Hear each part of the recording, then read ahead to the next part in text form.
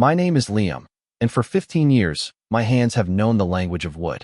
I'm a furniture restorer, a trade I inherited from my grandfather, who taught me that every scratch, every water ring, every faded patch of varnish tells a story.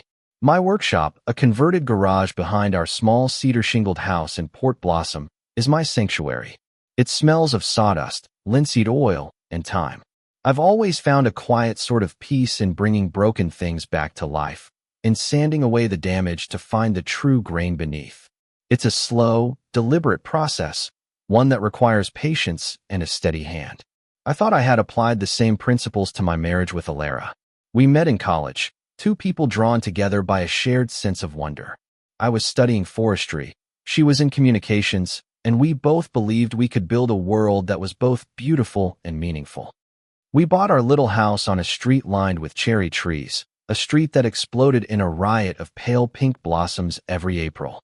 For years, our life felt like Theda's steady, beautiful bloom.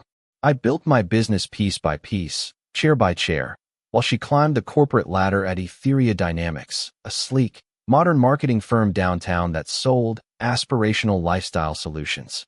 I never fully understood what that meant, but she was brilliant at it, and I was proud of her. Our evenings were our anchor. We'd cook together, the scent of garlic and herbs mingling with the salty air from the nearby sound. We'd talk about our day's mind filled with the tangible satisfaction of a perfectly dovetailed joint, hers with the abstract world of brand synergy and market penetration. I thought we were a perfect balance, the grounded and the ambitious, the roots and the sky. I was wrong. I had mistaken her growing distance for independence, her new vocabulary for professional development. I didn't realize she was sanding away our life, not to find the grain, but to erase it completely. The change began so subtly, I almost missed it. It started with podcasts she'd listened to on her commute, headphones in place even as she walked through the door. Then came the books with abstract covers and titles like The Unbound Self and Relational Fluidity. I'd see them on her nightstand, dog-eared and highlighted. I thought it was just a phase, another one of Etheria's wellness initiatives. They were always pushing their employees to optimize and disrupt every aspect of their lives. I just never imagined our marriage was one of them. The conversation that changed everything happened on a Tuesday in October. A steady, gentle rain was falling outside, tapping a soft rhythm against the window panes. A fire crackled in the hearth, casting a warm, flickering glow across the living room, the room I had filled with furniture I had either built or lovingly restored. Alara sat across from me on the velvet armchair she'd picked out, a mug of chamomile tea cradled in her hands. She looked serene, almost beatific in the soft light. "Liam," she began, her voice as smooth and calm as a polished stone. "I want to share something with you. A journey I've been on." I set my book aside, giving her my full attention. I thought she was going to talk about a new promotion, or perhaps a difficult project at work. "I've been doing a lot of work on myself lately," she continued, her eyes fixed on a point just over my shoulder. "Exploring my own truths, my own needs. And I've come to realize that the traditional structures we've built our lives around, they feel limiting, constricting." A knot of unease began to form in my stomach. This was the language of her books, the polished jargon of the podcasts. It didn't sound like her. "What kind of structures, Alara?" I asked, my voice quiet. "Marriage," she said, finally meeting my gaze. Her eyes were clear, untroubled. "The idea that one person can be another person's everything, forever. It's a beautiful sentiment, but is it authentic? Is it conducive to genuine growth?" The fire popped, spitting a shower of sparks against the screen. The rain seemed to fall a little harder. "I thought we were growing," I said. "Together." "We were," she agreed with a gentle nod. "But people grow in different directions, Liam. Like trees. Sometimes their branches intertwine, and sometimes they need to reach for their own light. It doesn't mean the roots aren't still connected." I waited, the silence stretching between us. I knew there was more. This was a prelude, carefully rehearsed. "There's someone," she said, the words delivered without a flicker of hesitation. "Julian. My boss. You've met him. Julian Vance." I had met him once, at a company awards dinner. He was all sharp angles and expensive tailoring, with a handshake that was both firm and dismissive. He spoke in a series of perfectly crafted sound bites, and had a way of looking at you that made you feel like you were an interesting but ultimately solvable problem. He and I have a connection, Elara went on, her voice dropping to a confidential, almost reverent tone. It's not just physical, though there's an energy there. It's intellectual, spiritual. He sees the person I'm becoming, not just the person I've been. He challenges me to expand. There was that word again. Expand. In her world, it was a virtue. In mine, right then, it felt like a violation. And what does this expansion look like? I asked, the words feeling heavy and foreign in my mouth. She took a deep breath, as if bracing herself to offer me a profound gift. I want the freedom to explore what this connection with Julian is. I'm not asking for a divorce. I'm not talking about leaving.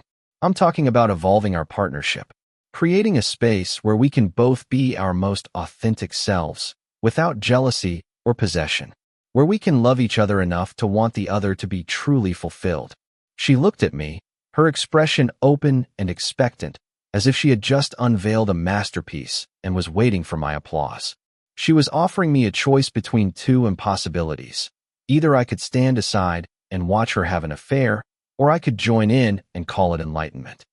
She was recasting her betrayal as a courageous act of self-discovery, and my potential pain as a failure of imagination. I didn't shout. I didn't accuse her. The craftsman in me, the part that understands the delicate nature of fractured things, took over. I just looked at her, at the woman I had loved for half my life, and saw a stranger. The knot in my stomach tightened, cold and hard. I need to think, I said, my voice barely a whisper. I stood up and walked out of the warmth of the living room, through the quiet house, and into my workshop. The familiar smell of wood and oil did nothing to soothe me. I stood in the center of the room, surrounded by the sturdy, honest things I had built with my own hands, and felt the foundation of my own life crack beneath my feet. She hadn't just asked for an open marriage. She had asked me to help her build a new frame around a picture I was no longer in, and to call it art. She thought she was offering me a new way to live. She had no idea she had just given me a reason to build a new life entirely. In the days that followed, Elara treated me with a gentle, patronizing kindness, as if I were a student who was struggling with a complex but beautiful new concept. She left articles on the kitchen counter about conscious uncoupling and the ethical non-monogamy movement. She'd text me links to podcasts during the day with notes like, listen to the part around the 30-minute mark. It really speaks to what I was trying to express. I played the part she assigned to me, the thoughtful, hesitant husband, slowly coming around to a radical new idea. I'd nod, say things like, that's an interesting perspective, or I need more time to process it. I was quiet, agreeable, and in her eyes, wonderfully malleable. Her relief was palpable. The more compliant I seemed, the more open she became, convinced she was guiding me toward a higher state of being. She stopped hiding her phone. She'd leave it on the coffee table while she showered, or on the kitchen counter while we made dinner. She believed she had nothing to hide anymore. She had been honest. In her mind, the confession had absolved her of the betrayal. It was this confidence, this breathtaking arrogance, that gave me the opening I needed. It happened one evening when she was in the bath. Our shared tablet, which usually sat on the bookshelf, was on the end table beside me, a notification glowing on its screen. It was a message from Julian. I had never invaded her privacy before, not once in 15 years. But this wasn't about jealousy anymore. This was about truth. My own grandfather used to say you can't begin a restoration until you know the true extent of the damage. I needed to see the rot beneath the varnish. My hands trembled slightly as I picked it up. The message was a reply to one from her. Julian, can't wait. The mountain cabin is all ours for the weekend. Is Liam fully on board with your personal growth retreat? Elara, he's getting there. He's so gentle, so willing to see my side of things. I told him it was a solo trip to clear my head. He even offered to help me pack. It's almost too easy. Julian, that's because he knows his place. You're a goddess, Elara. You're meant for more than that quiet little life. I scrolled up, my heart a heavy, cold stone in my chest. The conversation went back weeks. It was a tapestry of condescension and shared delusion. They weren't just planning an affair. They were critiquing my character, pathologizing my love for a quiet life as a weakness she needed to transcend. They called me the anchor, not as a compliment, but as something that was holding her back. Then I saw another name in their chat. Chloe, Alara's best friend. Alara, Chloe thinks I'm a hero for doing this.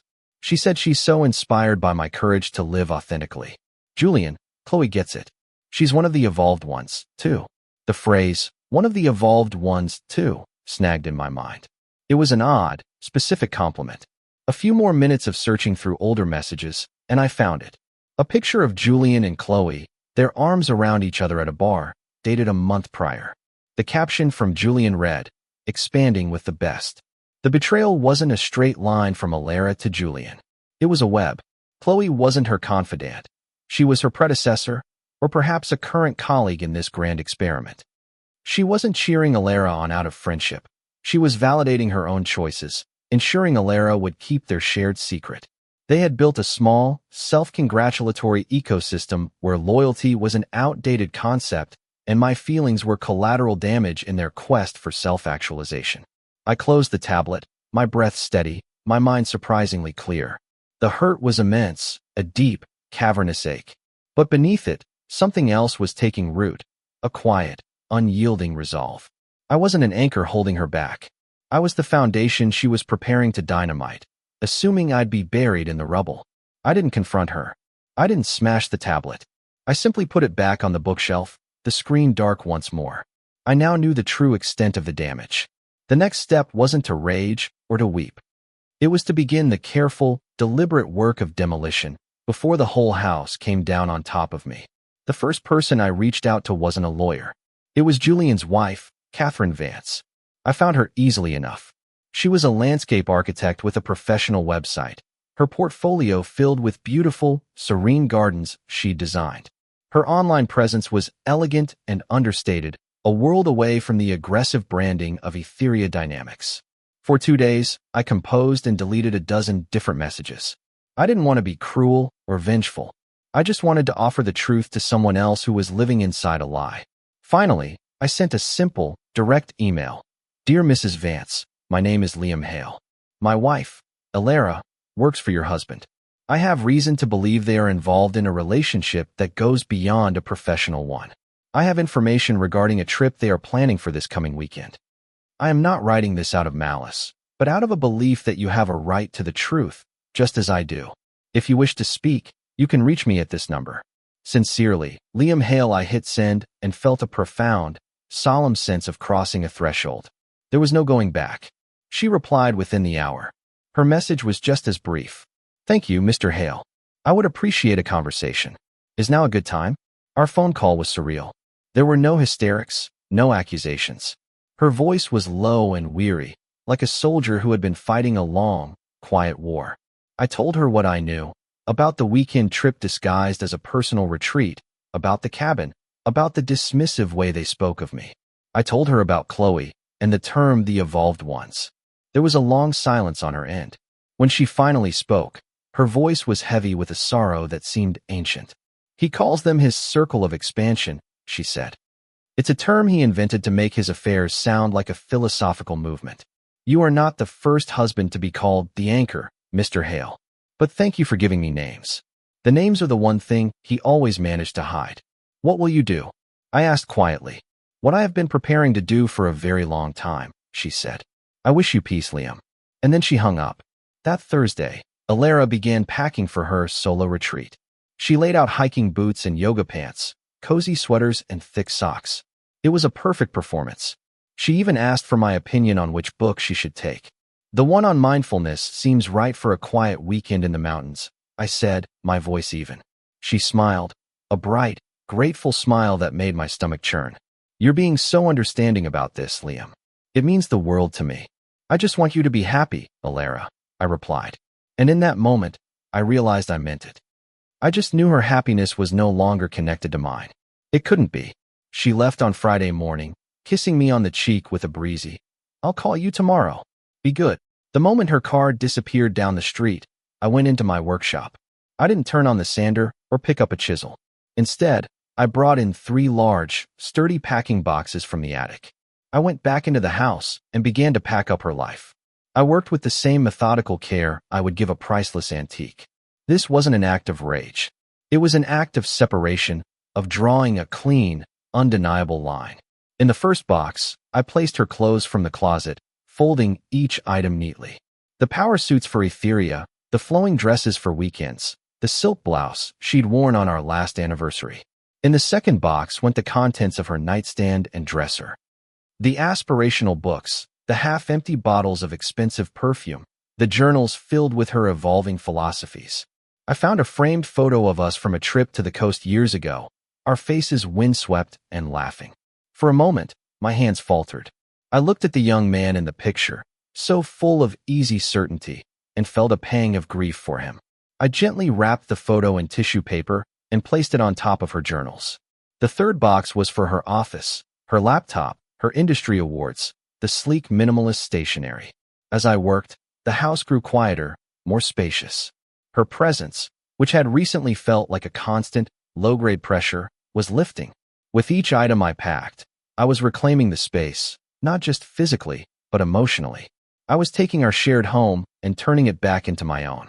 I took down the photos of us from the hallway walls, leaving pale rectangles on the painted surface. I sorted her mail into a neat pile on the hall table. I washed her favorite coffee mug and left it by the sink. I did not throw anything away. I did not break a single thing. I just contained it. When I was finished, the 3 boxes sat neatly by the front door. The house felt different. It was still filled with our shared history, but it was no longer holding its breath, waiting for the next blow. It felt calm. It felt honest. I spent the rest of the weekend in my workshop, the scent of cedar and varnish clearing my head. I took a battered old rocking chair, its joints loose and its finish clouded, and began the slow work of bringing it back. I dismantled it piece by piece, sanded each spindle and runner down to the bare wood, and felt the simple, grounding rhythm of the work settle my soul. I wasn't just fixing the chair. I was reminding myself of who I was, a man who builds, who mends, who finds value in the things that last. Sunday evening arrived with a soft, misty twilight. I sat in the living room, the fire lit again, and waited. I wasn't nervous. I wasn't angry. I felt a profound and quiet stillness. I had done the work. I had faced the damage. Now, all that was left was to show her the truth of what she had broken. The sound of her key in the lock was louder in the quiet house than I remembered.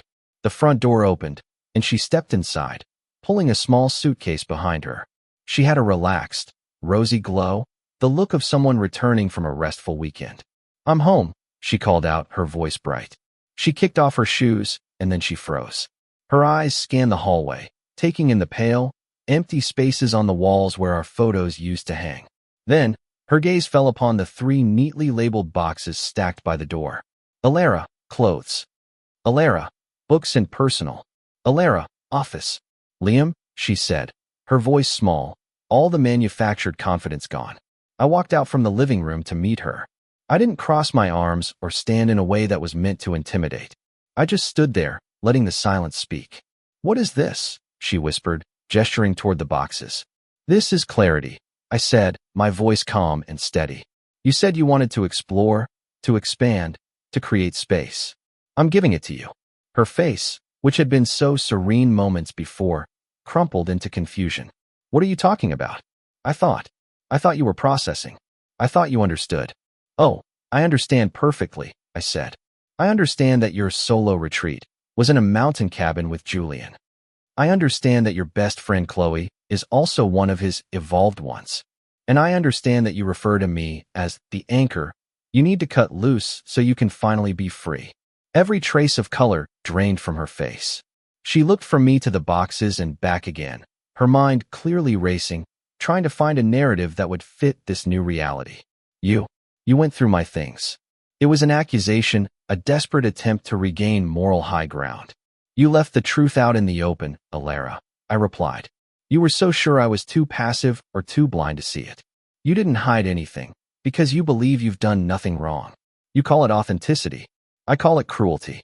She took a shaky step forward. "Liam, we can talk about this. I was going to tell you everything. It was complicated." "No, it wasn't," I interrupted, holding up a hand. Not to silence her, but to hold my own space. "It was simple. You wanted a safety net while you tried on a new life. You wanted my home, my stability, and my blessing while you slept with another man. The one thing you never considered is that I might have my own definition of growth. And my growth starts with self-respect. Tears began to well in her eyes. These weren't the performative tears of a manipulator, but the raw, shocked tears of someone who had lost control of the story. "Please," she whispered, "don't do this. I'm not doing anything to you, Alara. I'm just responding to what you've already done. You made your choice when you packed your bag for a weekend with him. You made your choice when you and Chloe and Julian laughed about how easy I was to fool. This," I said, nodding toward the boxes, "is just the consequence. It's the end of the conversation you started." I could see the fight go out of her. The carefully constructed persona of the enlightened pioneer dissolved, leaving behind a woman who looked lost and terribly small. "Where am I supposed to go?" she asked, the question hanging in the air between us. "I imagine a woman as resourceful and expansive as you will figure it out," I said. The words were colder than I intended, but they were honest. "Perhaps Julian has a guest room. Or Chloe." I walked to the door and opened it, letting the cool night air sweep into the hall. "I won't help you carry the boxes," I said. "This part of the journey, you have to do on your own." She stared at me, her face a mask of disbelief and pain. She had wanted to deconstruct our marriage, to renegotiate its terms until it suited her. She never imagined I would simply choose to dismantle it completely, with the quiet finality of a master craftsman. She stood there for a long moment. Then slowly, she picked up her suitcase, turned, and walked out into the darkness, leaving her boxed-up life sitting in the hall. A week passed in profound silence. Alara's sister, Maya, was the one who finally reached out, asking me to come to their parents' house. The request was framed as a chance for everyone to talk things through, but I knew it for what it was, an intervention, with me as the patient. I walked into a living room arranged like a tribunal. Her father, a stern man who valued appearances above all else. Her mother, who believed any problem could be solved with enough stubborn denial. And Maya, who had always viewed me as a simple, unexciting choice for her dazzling sister. Alara was there, of course, tucked into the corner of the sofa, looking pale and diminished. Her father began. "Liam, we're all very concerned. Alara tells us you threw her out, that you refused to even discuss the issues you were having." Her mother chimed in, her voice tight with disapproval. "Marriage is a commitment, Liam. You don't just discard it like an old piece of furniture when it gets a few scuffs." The irony of her metaphor was not lost on me. I let them speak, listening patiently as they painted a picture of me as a rigid, unforgiving man who had overreacted to a wife's innocent quest for personal growth. When they finished, the room was quiet, their collective judgment hanging in the air. I didn't raise my voice. I didn't present evidence. I simply spoke my truth. I didn't discard our marriage. I began, my voice calm. I watched Alara systematically dismantle it, piece by piece, for months. She didn't come to me to work through a problem. She came to me with a solution she had already chosen, and she asked for my permission to betray me. I looked directly at Alara. "Did you tell them about Julian Vance? Did you tell them your personal growth retreat was a romantic getaway? Did you tell them you and your best friend were both sleeping with him and calling it evolution?" A shocked silence fell over the room. Alara shrank further into the sofa cushions, refusing to meet my eyes. She wanted a new kind of marriage. I continued, my gaze sweeping over her family. One where she had the freedom to do as she pleased, while I was expected to remain the stable, predictable foundation. The anchor. But an anchor's purpose is to provide safety and stability. It cannot do its job if the ship is determined to smash itself against the rocks. My only choice was to pull it up. Maya scoffed. "You make it sound so dramatic." She was trying to be honest with you. "Honesty is not a license for cruelty," I said softly. True honesty would have been admitting she was unhappy and wanted to leave. Instead, she tried to redefine our marriage into something that would allow her to have everything, at the cost of my dignity. The choice she gave me wasn't a choice at all. It was an ultimatum between complicity and self-respect. I chose myself. I will not apologize for that. I stood up. I had not come for their approval, only to close this final door. "I love the woman I married," I said, looking one last time at the stranger on the couch. "I don't know who she is anymore, but I know she is not my wife. I wish you all the best." As I walked away, I felt no triumph, only a deep, cleansing sorrow. I had not won anything, but I had not lost myself. The days since have been quiet. The house is slowly starting to feel like my own again. The pale rectangles on the wall are a reminder not of what's missing, but of the space I now have to create something new. This morning, I am back in my workshop. The old rocking chair, now fully restored, sits in the corner, its maple grain glowing under a fresh coat of oil. It is strong again, beautiful in its simplicity, its purpose clear. On my workbench lies a new piece of lumber, a rough-sawn slab of walnut, its potential hidden beneath a coarse exterior. I run my hand over its surface, feeling the ridges and imperfections, the promise of the smooth, true grain that lies just beneath. The work will be slow. It will require patience. But I have time. My hands know what to do. They know how to take what is broken or unfinished, and with care and with honesty, make it whole again. I pick up my plane, and I begin.